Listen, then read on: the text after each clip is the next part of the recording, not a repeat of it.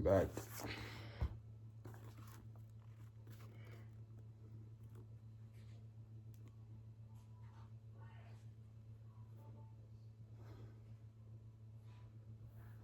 In the basement switching room of the telephone company, agents Rick Obier and Denny Jones were tending the NSA's electronic tapping and tracing equipment, monitoring monitoring Garrison Dilworth's office and home lines.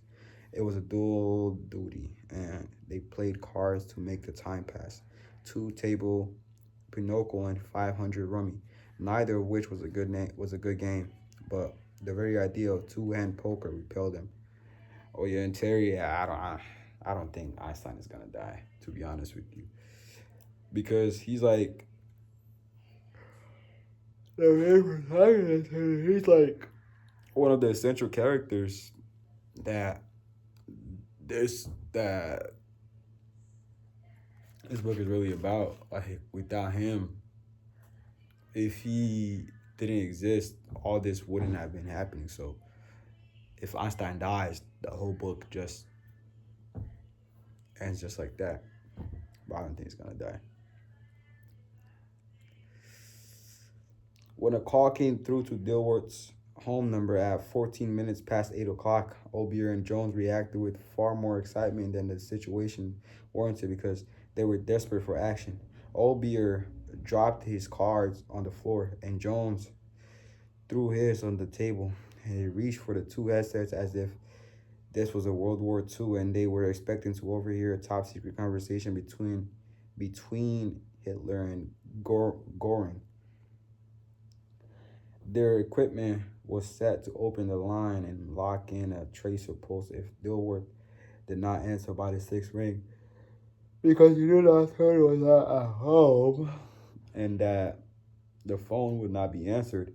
Obier overrode the program and opened the line after the second ring. On the computer screen, green letters announced, now tracing. On the open line, a man said, "Hello? Hello? Hello?" Jones said into the mic on his headset. The caller's number and his local Santa Barbara address appeared on the screen.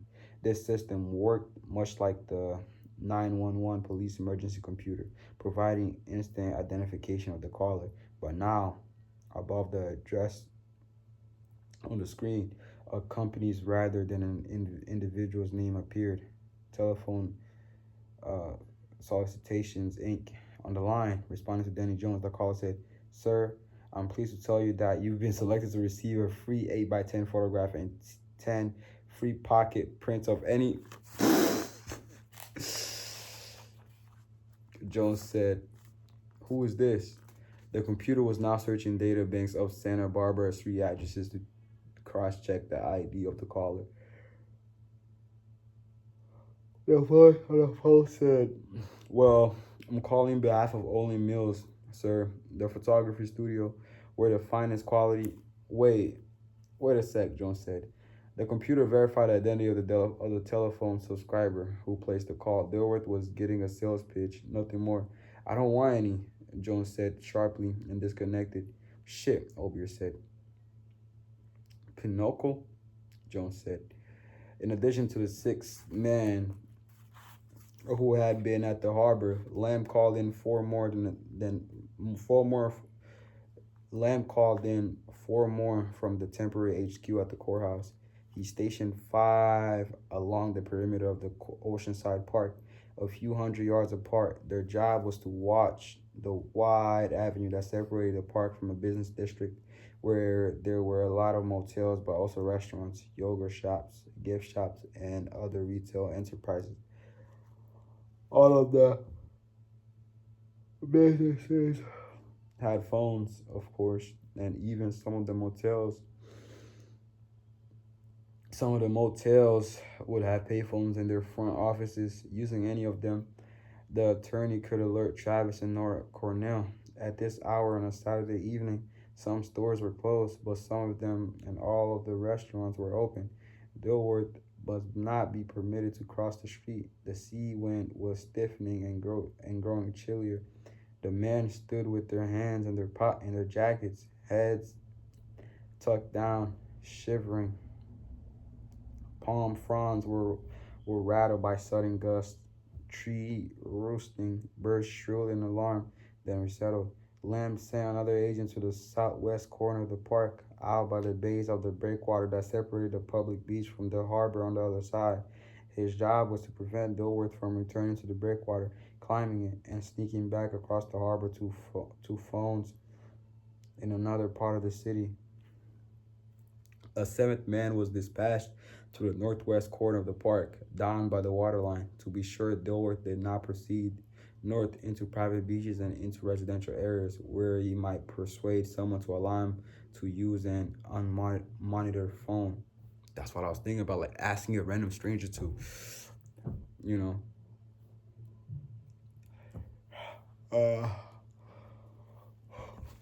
borrow their phone and communicate with the Cornells like that. Just Lamb, Cliff, and Hank were left to comb through the park and adjoining beach in search of the attorney. He knew he had too few men for the job, but these 10 plus Obier and Jones at the telephone company were the only people he had in town. In ordering he could see no point ordering in more agents from the Los Angeles office. By the time they arrived, Dilworth would either have been found and stopped or would have succeeded in calling the Cornells. The roofless, all-terrain vehicle was equipped with a roll bar. It had two bucket seats, behind which was a 4-foot-long cargo area that could accommodate additional passengers or a considerable amount of gear. Garrison was flat on his stomach on the floor of the cargo hold, under a blanket. Two teenage boys were in the bucket seats, and two more were in the cargo hold on top of Garrison, sprawled as if they were sitting on nothing more than a pile of blankets. They were trying to keep the worst of their weight off Garrison, but he still felt half crushed. The engine sounded like angry wasps, a high, hard buzzing. It deafened Garrison because his right ear was flat against the cargo bed, which transmitted and amplified every vibration. Fortunately, the soft beach provided a relatively smooth ride. The vehicle, huh? Okay.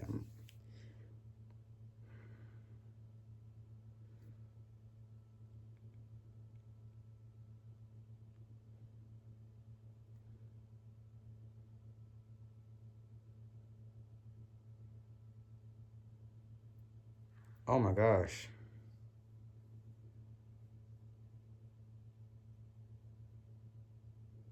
Oh my gosh.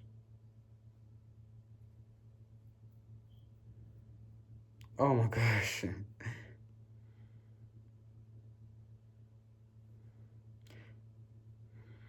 The vehicle stopped accelerating, slowed, and the engine noise dropped dramatically. Shit, one of the boys whispered to Garrison. There's a guy ahead with the flashlight, flagging us down. They drew to a halt, and over the whispery idling of the engine, Garrison heard a man say, Where you boys headed? Up the beach. That's a private property up there. You have any right up there? It's where we live. Tommy the driver responded, Is that so? Don't we look like a bunch of spoiled rich kids? One of them asked, playing wise ass. What you been up to? The man asked suspiciously. Beach cruising, hanging out, but it got too cold. You boys been drinking? You dope? You dope, Garrison thought as he listened to the interrogator. These are teenagers you're talking to, poor creatures whose hormonal imbalances have thrown them into a rebellion against all authority for the next couple of years. I have their sympathy because I'm in flight from the cops, and they'll take my side without even knowing what I've done. If you want their cooperation, you'll never get it by bullying them. Drinking? Hell no, another boy said. Check the cooler and back if you want. Nothing in it but Dr. Pepper. Garrison, who was pressed up against the ice chest, hoped to God the man would not come around to the back of the vehicle and have a look. If the guy got that close, he would almost surely see there was something vaguely human about the shape under the blanket on which the boys were sitting. Dr. Pepper, huh? What kind of beer was in there before you drank it all? Hey man, Tommy said. Why are you hassling us? Are you a cop or what? Yeah, in fact I am. Where's your uniform? One of the boys asked. Undercover. Listen, I'm I'm this I'm disposed to let you kids go on.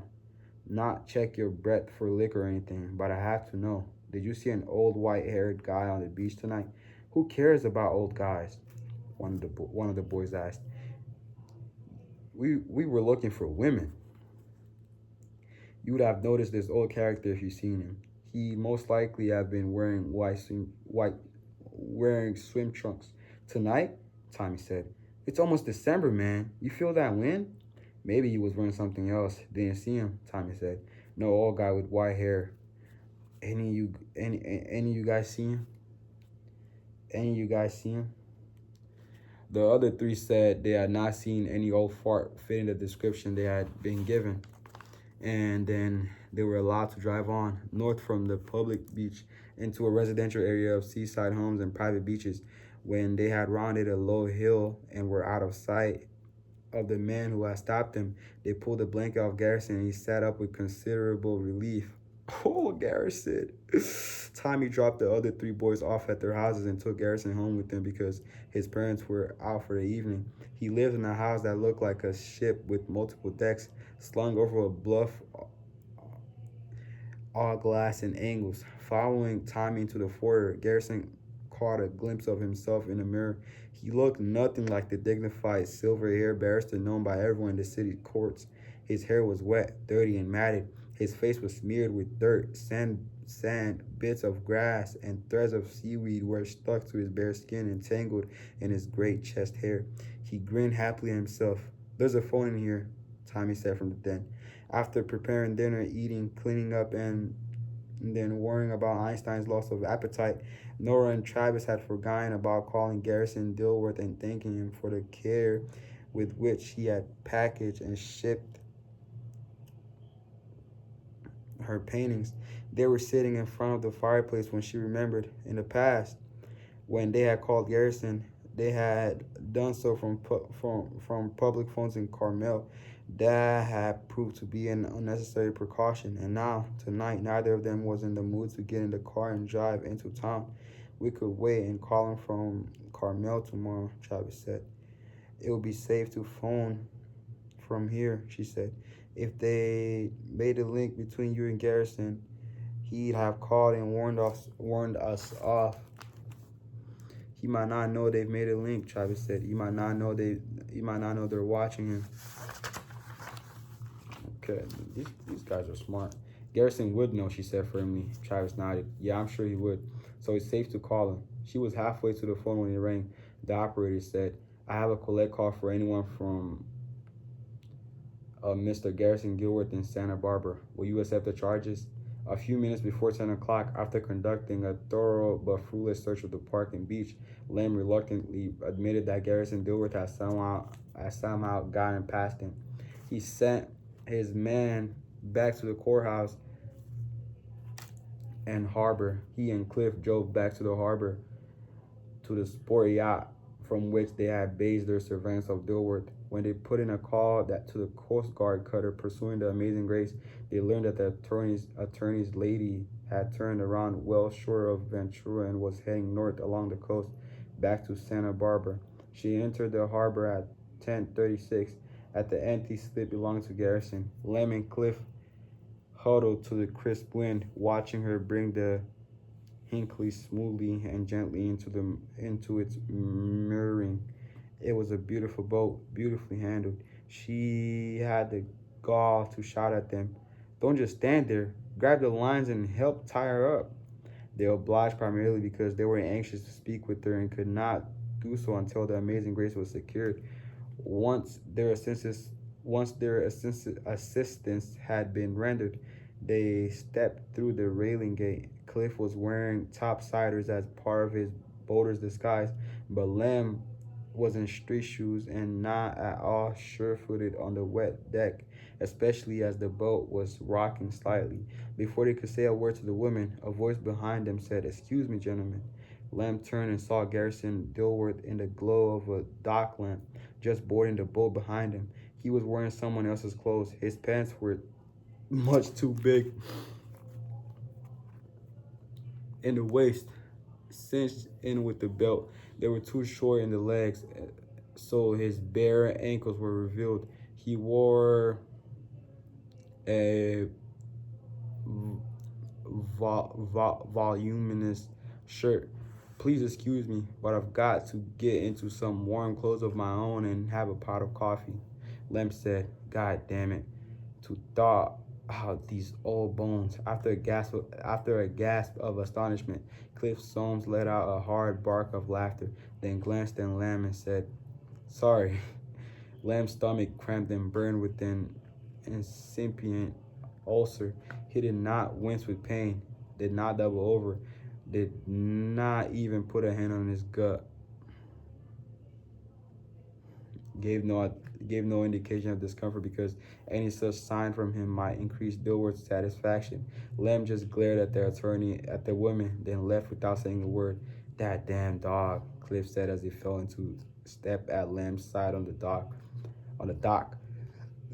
Sure inspires one hell of a lot of loyalty. Later, bedding down in a motel because he was too tired to close the temporary field office tonight and go home to Orange County, Lem Johnson thought about what Cliff had said. Loyalty. One hell of a lot of loyalty. Lem wondered if he had ever felt such a strong bond of loyalty to anyone as the Cornells and Garrison Dilworth apparently felt toward the retriever. He tossed and turned, unable to sleep, and he finally realized there was no use of trying to switch off his inner lights until he satisfied himself that he was capable of the degree of loyalty and commitment that he had seen in the Cornells and their attorney. He sat up in the darkness, leaning against the headboard. Well, sure, he was damn loyal to his country, which he loved and honored, and he was loyal to the agency. But to another person? All right. Karen, his wife. He was loyal to Karen in every way, in his heart, mind, and gonads. He loved Karen. He loved her deeply for almost 20 years. Yeah, he said aloud in the empty motel room at 2 o'clock in the morning. Yeah, if you're so loyal to Karen, why aren't you with her now? But he wasn't being fair to himself. After all, he had a job to do, an important job. That's the trouble, he muttered. You've always got a job to do. He slept away from home more than 100 nights a year, 1 in 3, and when he was home, he was distracted half the time, his mind on the latest case. Karen had once wanted children, but Lem had delayed the start of a family, claiming that he would not handle the responsibility of children until he was sure his career was secure. Secure, he said. Man, you inherited your daddy's money. You started out with more of a cushion than most people. If he was as loyal to Karen as those people were to that mutt, then his commitment to her should mean that her desires ought to come before all others. If Karen wanted a family, then family should take precedence over career, right? At least he should have compromised and started a family when they were in their early 30s. His 20s could have gone to the career, his 30s to child rearing. Now he was 45, almost 46, and Karen was 43, and the time for starting a family had passed. What you mean? You can still have kids. You can still have kids in your 40s. So if you have a kid in your 40s, if you're 46, you have a kid. Dang. Okay, cool. When you're 18, when a kid turns 18, you guys will be in your 50s, 28, 60s, 30s, 70s, 40s, 80s, 50, 90s, 50. You get to see you get to see your kid live till they're 50. That's awesome. No, you can still have kids in your 40s. And the time for starting a family had passed. Lamb was overcome with a great loneliness. He got out of bed, went into the bathroom in his shorts, switched on the light, and stared hard at himself in the mirror. His eyes were bloodshot and sunken. He had lost so much weight on this case that his face was beginning to look downright skeletal. Stomach cramps seized him, and he bent over, holding on to the sides of the sink, his face in the basin. He'd been afflicted only for the past month or so, but his condition seemed to be worsening with startling speed. The pain took a long time to pass. When he confronted his reflection in the mirror again, he said, You're not even loyal to your own self, you asshole. You're killing yourself, working yourself to death, and you can't stop. Not loyal to Karen, not loyal to yourself, not really loyal to your country or the agency when it comes right down to it. Hell, the only thing you're totally and unswervingly committed to is your old man's crackpot vision of life as a tightrope walk. Crackpot. The word seemed to reverberate in the bathroom long after he spoken it. He had loved and respected his father, had never said a word against him. Yet today he had admitted to Cliff that his dad had been impossible. And now, crackpot vision. He still loved his dad and always would, but he was beginning to wonder if a son could love a father and, at the same time, completely reject his father's teachings. A year ago, a month ago, even a few days ago, he would have said it was impossible to hold fast to that love and still be his own man. But now, by God, it seemed not only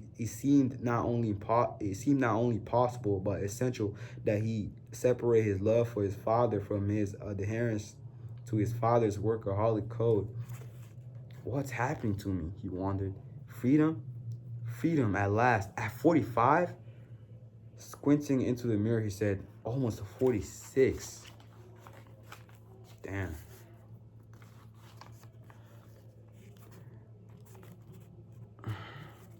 Sunday, Travis noted that Einstein still had less of an appetite than usual, but by Monday, November 29, the retriever seemed fine. On Monday and Tuesday, Einstein finished every scrap of his meals and he read new books. He sneezed only once and did not cough at all. He drank more water than in the past, though not an excessive amount. If he seemed to spend more time by the fireplace, if he padded through the house less energetically, well, winter was swiftly settling upon them, and animals' behavior changed with the seasons. At a bookstore in Carmel, Nora bought a copy of the dog owner's home veterinary handbook. She spent a few hours at the kitchen table, reading, researching the possible meanings of Einstein's symptoms. She discovered that listlessness, partial loss of appetite, sneezing, coughing, and unusual thirst could signify 100 ailments or mean nothing at all. About the only thing it couldn't be is a cold. She said, dogs don't get colds like we do. But by the time she got the book, Einstein's symptoms had diminished to such an extent that she decided he was probably perfectly healthy. In the pantry off the kitchen, Einstein used the Scrabble tiles to tell them fit as a fiddle. Stooping beside the dog, stroking him, Travis said, I guess you ought to know better than anyone. Why say fit as a fiddle? Replacing the tiles in their lucite tubes, Travis said, well, because it means healthy. But what does it mean, healthy? Travis thought about the metaphor fit as a fiddle and realized he was not sure why it meant what it did. He asked Nora, and she came to the pantry door, but she had no explanation for the phrase either. Pawing out more letters, pushing them around with his nose, the retriever asked, why say sound as a dollar? Sound as a dollar, meaning healthy or reliable, Travis said. Stooping beside them, speaking to the dog, Nora said, that one's easier. The United States dollar was once the soundest, most stable currency in the world. Still is, I suppose. For decades, there was no terrible inflation in the dollar like in some other currencies. No reason to lose faith in it. So folks said, I'm as sound as a dollar. Of course, the dollar isn't what it once was, and the phrase isn't as fitting as it used to be, but we still use it. Why still use it? Because we've always used it, Nora said, shrugging. Why say healthy as a horse? Horse is never sick. Gathering up the towels and sorting them back into their tubes, Travis said, no. In fact, horses are fairly delicate animals in spite of their size. They get sick pretty easily, Nora said. Oh, they get sick pretty easily. Einstein looked expectantly from Travis to Nora. Nora said, we probably say we're healthy as a horse because horses look strong and seem like they shouldn't ever get sick, even though they get sick all the time. Face it, Travis told the dog. We humans say things all the time that don't make sense. Pumping the letter dispensing pedals with his paw, the retriever told him, you are a strange people. Travis looked at Nora and they both laughed. Beneath, you are a strange people.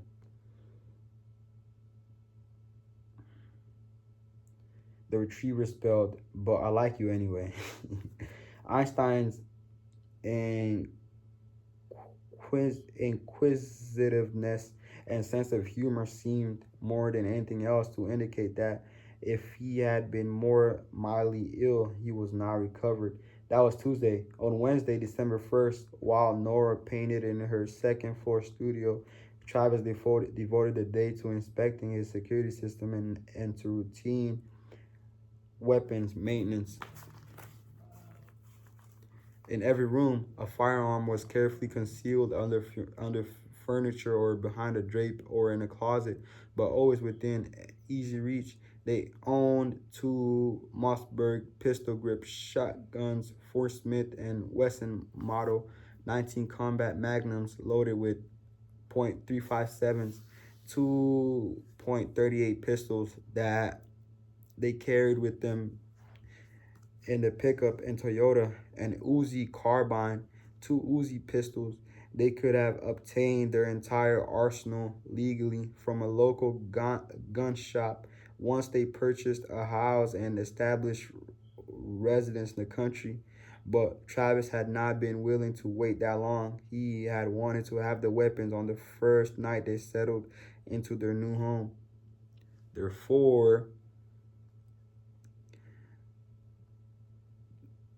through Van Dyne in San Francisco, he and Nora had located an illegal arms salesman and had acquired what they needed. Of course, they could not have bought conversion kits for the Uzis from a licensed gun dealer, but they were able to purchase 3 kits in San Francisco, and now the Uzi carbine and pistols were fully automatic.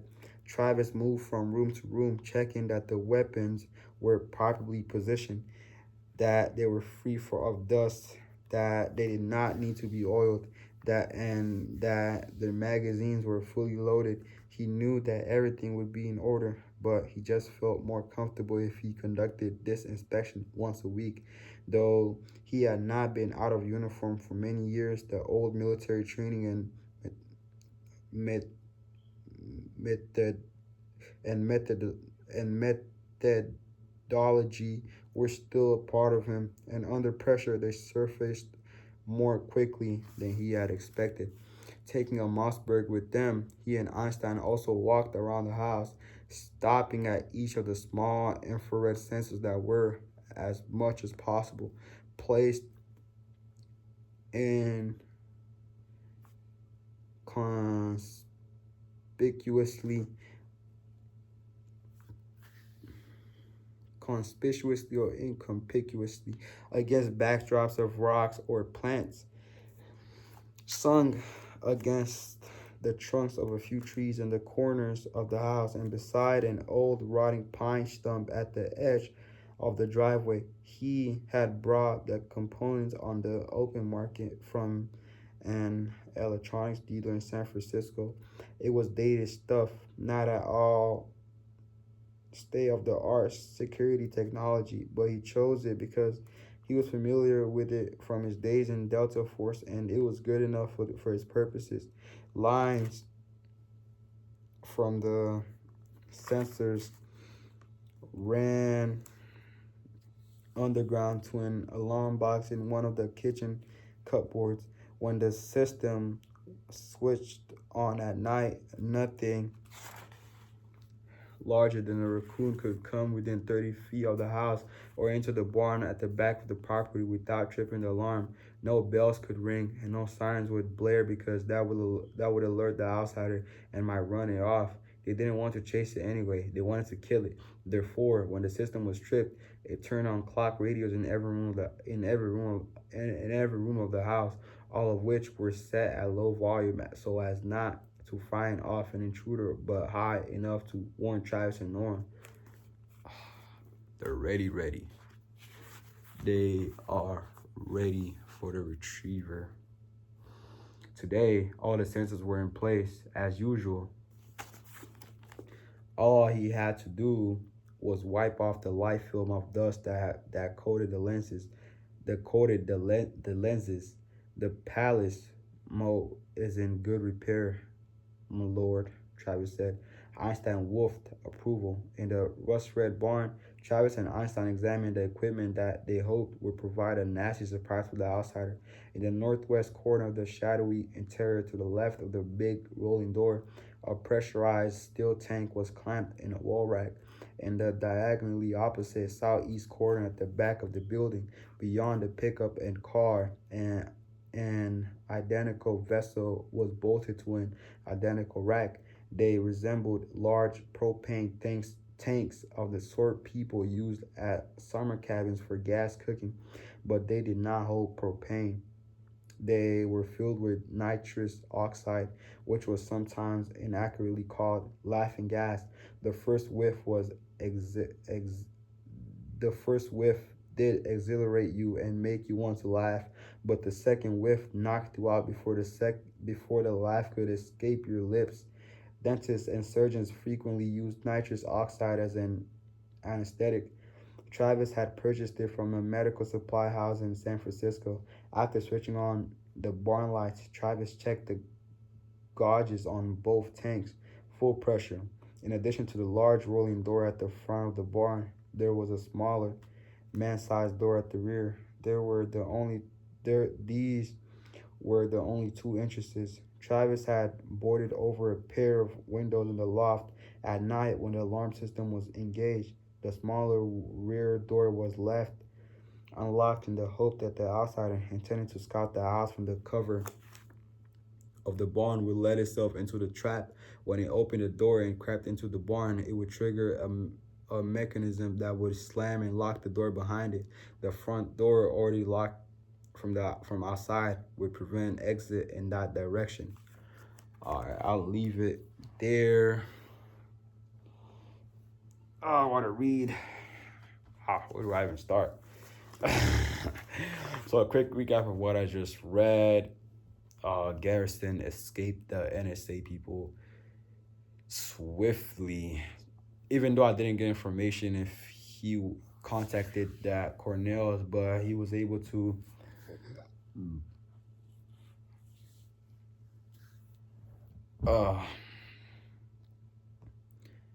fantastically, I don't know if that is even a word, but nicely escaped the NSA people with the help of, I believe, 4 teenagers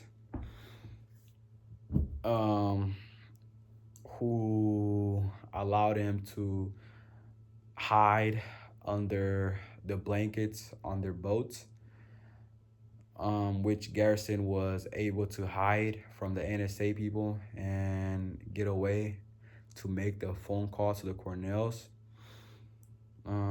After that, what happened? After that, Garrison got back to, I don't know, I think the Amazing Grace is a boat. I don't know if it's a certain location, but I think it's a boat. But Garrison got back to Dolly, but his, situationship, his girl,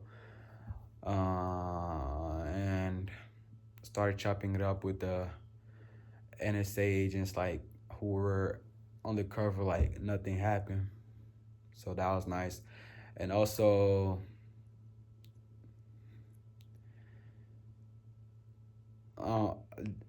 that event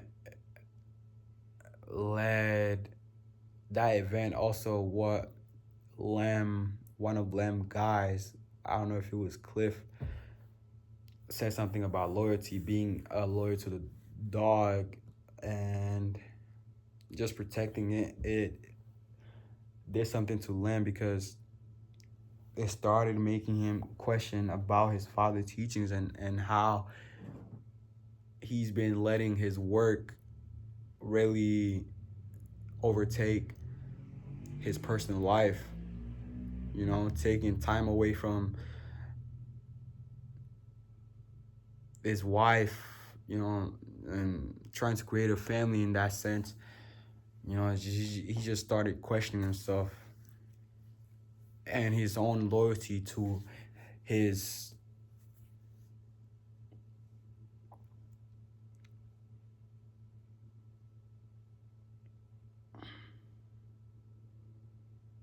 I don't know the I don't know, he started relating that to the stuff that he deemed important, and he just started questioning himself.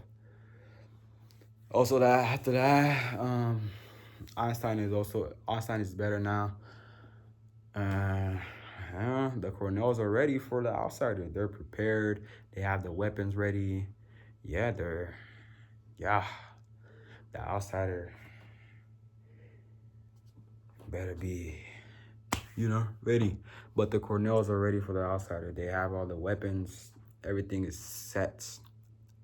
Travis checks check checks the weapons every week. He has everything planned out. So I can't wait to see how this is gonna go when the outsider actually comes. But yeah, that's the recap of what I read. I know it was a lot, but I tried to,